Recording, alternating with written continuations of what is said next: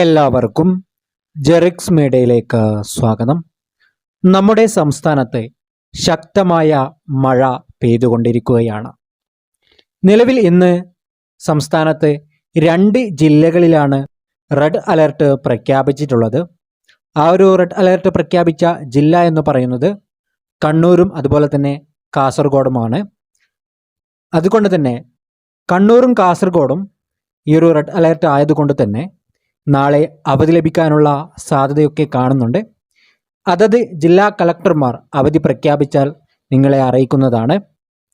അതേപോലെ തന്നെ കോഴിക്കോട്, വയനാട്, മലപ്പുറം ജില്ലകളിൽ ഓറഞ്ച് അലർട്ടാണ്.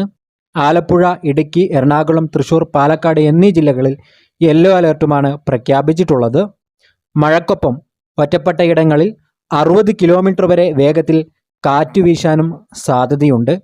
രൂക്ഷമായ കടലാക്രമണത്തിനും സാധ്യതയുള്ളതിനാൽ ജാഗ്രത പാലിക്കണമെന്നാണ് നിർദ്ദേശം. മറ്റന്നാൾ വരെയൊക്കെയാണ് മത്സ്യബന്ധനത്തിന് വിലക്ക് ഏർപ്പെടുത്തിയിട്ടുള്ളത്. അപ്പോൾ ഈ ഒരു കാര്യം എല്ലാ വിദ്യാർത്ഥികളും ശ്രദ്ധിക്കുക.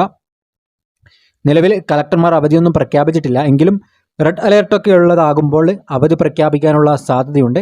അങ്ങനെ അവധി പ്രഖ്യാപിച്ചാൽ നിങ്ങളെ അറിയിക്കുന്നതായിരിക്കും. താങ്ക്